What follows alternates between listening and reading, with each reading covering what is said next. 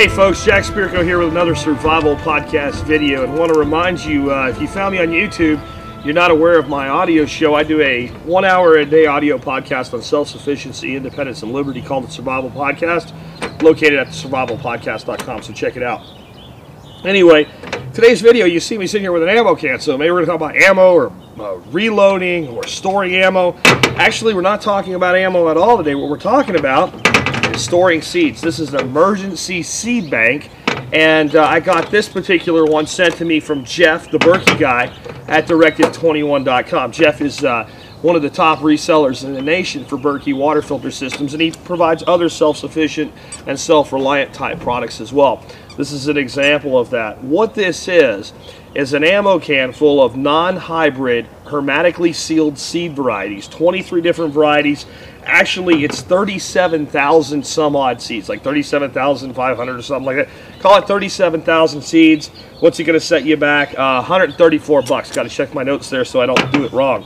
I'm going to real quick give you an overview of the seeds, but this video is going to be more about what hybrid seeds are versus, you know, these are what you would call an heirloom or non-hybrid or open pollinated seed, and GMO seed.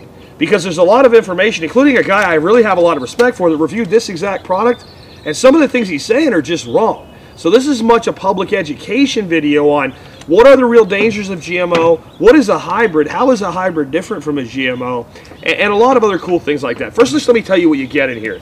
And I'm not going to give you the amounts, I'm just going to give you the different varieties. You get bush beans, beans strike variety, Detroit red dark beets, cabbage, it's a golden acre variety. You get golden bantam corn. You get lettuce, romaine. You get lettuce, Simpson. You get onions, sweet Spanish onions. Lincoln peas, Yolo wonder pepper, champion radishes, Bloomsdale spinach, zucchini. That's a black beauty zucchini you get. A butternut variety of squash. Rutger tomatoes. Lucillus Swiss chard. Nantes Scarlet carrots. Straight 8 cucumbers. Cantaloupe, it's a Hale's jumbo variety of that. Jalapeno M variety of jalapeno peppers. Waltham broccoli. Harris parsnips. Winter pink banana squash. And watermelon, which is a variety called Crimson. So that's a pretty awesome assortment of seeds. It's a standard 30 caliber ammo can that they come in. And they're sealed in these hermetically sealed packaging. So this is better than you will do by vacuum sealing. In fact, you'll notice that it's not quite vacuum sealed. Seeds actually need a little bit of air to be sealed, or they'll actually die. So this is, I want to kind of explain what is a product like this all about. This is not really to order this and then go out and plant it tomorrow morning. You can, there's nothing wrong with that, and it's something you kind of want to rotate through. I'd say about every 4 years you'd want to get a new one and go ahead and start planting these out. Maybe plant them out at 3 years through 4 and 5 years and keep replacing them. This is designed so long term you'll have a reserve supply of seeds. And I recommend that you use products like the Emergency Seed Bank from Directive21.com and your own personal seed banks as well. You won't be able to provide as good a storage for them, but you should be able to get 2 to 3 years of life. These are designed to go about 4 years if they're stored between 65 and 70 degrees, and the cooler they're stored, the longer they're going to store well for you. So that's really the product. But let's now talk about what is GMO, what is hybrid, and what is open pollinated, also sometimes called heirloom variety seeds. First, open pollinated and heirloom are not necessarily the same thing, but all heirloom seeds are generally open pollinated, because heirloom basically means, like, if you had something special in your family that was handed down, let's say this wasn't the Eton radio, let's say this was a brooch from your grandmother, it's a family heirloom. Well, that's an heirloom seed. It just means that it's an individual variety of seed that's been handed down from one generation to the next over time, and it's become an heirloom. Now, it has to be open pollinated, and when I explain what open pollinated means, you'll understand why. So here's how that works. When you have seeds, there's 2 different ways that you get them until we go messing around with the gene pool with the GMO. One is we have 2 plants that are the same variety. Let's say we have a black crim tomato plant and a black crim tomato plant. And a bee or a fly or any type of pollinating insect, or simply the wind, if we have corn, takes a little bit of pollen from one plant, to deliver it to the flower of another plant, and we get reproduction. We get a fertilization of that flower that reproduces a seed, either a direct seed, like corn would be a direct seed. With tomatoes, it's a fruit with a seed inside it. But we're getting two plants of the same variety, or a self-fertile plant pollinating itself, the same variety, and it reproduces. And it will reproduce as what's called true to type. That means that the Whopper tomato will be a Whopper tomato, will be a Whopper tomato, will be a Whopper tomato. And as long as it's directly pollinated with the same variety, it will always, if you plant the seed, produce true to type. That's true of every seed in here. These are all open pollinated variety seeds. That doesn't mean you can't have cross-pollination. For instance, let's look here. We have a winter squash called pink banana, and we have a winter squash called butternut. Those are probably both C. maxima varieties of squash. If they cross-pollinate, they will create their own hybrid. So you have to use separation distances or plant them at different times so they're coming to flower at different times to prevent cross-pollination. So that takes us on to a hybrid. Now obviously, before we go on, an heirloom seed variety would have to be open-pollinated so it could be handed down and reproduced true to type. What's a hybrid? There's a lot of confusion right now with people out there bashing hybrids like they're evil, like they're GMOs, like Monsanto does with GMO corn. A hybrid is not GMO. And anybody that tells you that is either misinformed, wrong, or lying. And most of them are misinformed and wrong. They're not lying. The people telling you this, they think it's true because it's what they've heard. It's been passed around in the blogosphere and on YouTube and everything else. Hybrids are very, very old, and they're a very natural process. I just told you how it could happen. Let's say you plant two varieties of cucumber in your own garden bed, and a little bee flies into one flower of one variety A, and goes over to variety B. When you get your cucumbers that year off variety B, they will just look like variety B. But if you save the seeds and plant them, there will be some type of a cross between A and B. Now, that first generation is called an F1 hybrid, or first generation hybrid. Many times that hybrid has vigor. It grows faster, it grows larger, it grows better. Many times it takes, let's say one is a drought-resistant variety, and another one is a small seed variety, so you get more of your fruit and less of your pulp. Well, many times the hybrid will have both of those characteristics. It'll be drought resistant and small seeded. And then you get an improvement. Many times a tomato will be able to better withstand very, very mild frosts if it's a hybrid, or withstand diseases if it's a hybrid. Where it all goes wrong is that if we take that hybrid and we take two hybrids and we, the exact same A and B variety hybrids, and then the next time, the F2 generation, some of the seed will produce fruit that looks exactly like we expect it to, just like its parent hybrid, but about 6 out of 7 will have some kind of inadequate trait. It won't fully develop, or we really don't even know what's going to happen until we test it out. Now, here's the interesting thing. Every single open variety seed in existence today, except things that come straight from wild stock, went through that process. Man went out, found two things, and created a hybrid. Then he regrew the seeds from the hybrid and took the 6 plants out of 7 that didn't reproduce to type and did not save seed from them, and only saved seed from the plants that produce true to type. If you keep doing that for enough generations, you'll end up with a new seed that would no longer be considered a hybrid. It would become its own new variety, and it will begin to produce true to type. So everything that's in here, and everything anywhere that says heirloom or open pollinated, unless it's like a wild seed stock, like an orach or a certain variety of amaranth, went through this process to even become an open variety seed. So hybrid is not bad. It just means that you won't be able to save your seed, or if you do, you would have to go through many generations to purify the strain and get it to reproduce true to type and be an open pollinated variety. What is a GMO? A GMO is not a hybrid. They have absolutely nothing to do with each other. It could be a hybrid, it may not be a hybrid. A GMO is when some guy in a lab coat uses a virus, and that's how they do this, to splice a piece of genetic material into something like corn that doesn't belong there. For instance, there's a variety of corn that if a corn borer eats the corn borer worm eats the corn, as soon as it eats a little bit of that corn, it will die.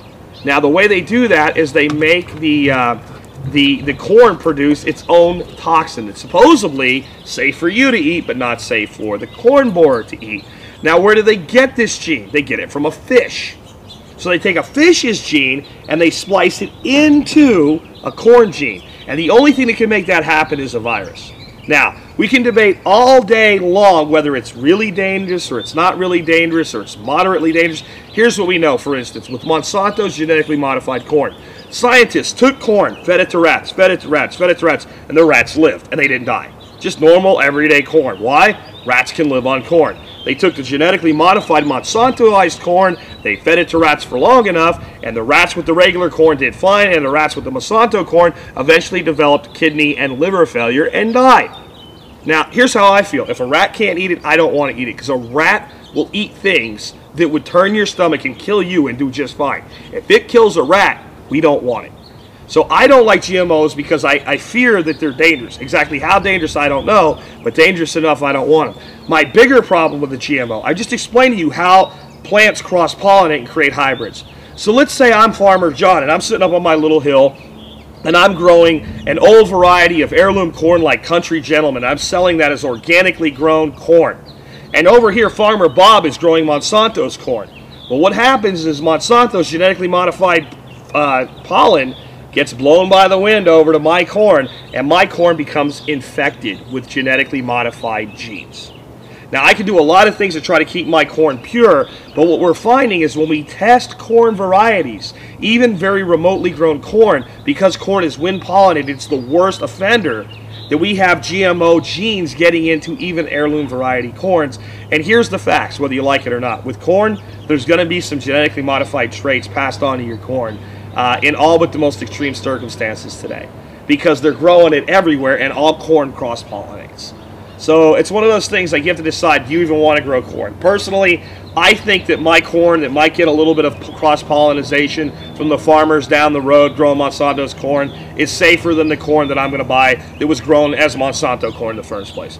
The other thing I want you to understand about GMOs, though, and the hype that's being used in this space to sell you things like a seed bank. Now, I've told you, I think this is a good value. I think you should add it to your preps, but I think you should do it so you have good, reproducible seed, long-term, and available for yourself if something goes wrong. And I think you should be growing seed in your garden every day. If you're going to buy this, put this in your closet, never grow anything, and you're going to wait until the shit hits the fan to rely on this, don't bother, because you'll starve to death before you get that to grow. You need to know what you're doing, but this is a long-term solution to make sure you have viable seed available at all times.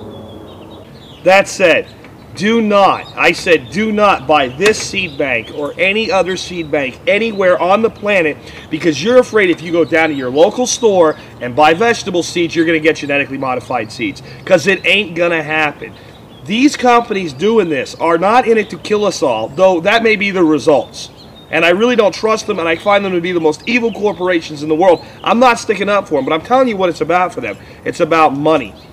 And there's not a lot of money in a genetically modified carrot, at least for now. Where the money is are the big monoculture crops that are produced in huge fields. So what is genetically modified right now? Corn, soy, sugar beets, canola, and cotton. Those are your 5 big ones. Anything else, there's very little going on in the world way of genetic modification at the current time. It doesn't mean they don't want to do more with GMOs. GMO wheat was something they were just about to bring out. And then what turned out is everybody flipped out about it, said, no, that's way too much of a foodstuff, as though corn isn't or something. But that kind of put the brakes on GMO wheat for now. Wheat and barley will be the next places they go. They want the biggest crops to control. But your watermelon seeds, I don't care if they're hybrid or not. They're not genetically modified. Cantaloupe, there's no genetically modified cantaloupe. There's no genetically modified tomatoes out there. I'm not saying there never will be. I'm saying for now, they've stayed out of that business, and they're going after the big, giant fields that are able to be completely automated in their harvesting with combines and things like that. So, yes, store seeds. Store seeds with a long-term seed bank. Store seeds that you save from your own backyard. Exchange seeds with your friends.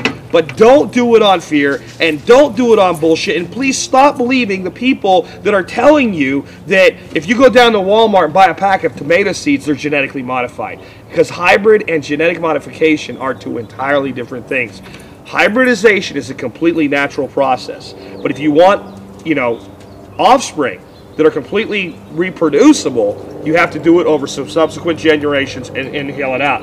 I have a German Shepherd and a Black Lab. If one was female and one was male, they're both male, so anything can happen. But if they had puppies, that's not a genetically modified puppy. Well, that's what happens when two peppers cross, or two tomatoes cross, or two squash cross.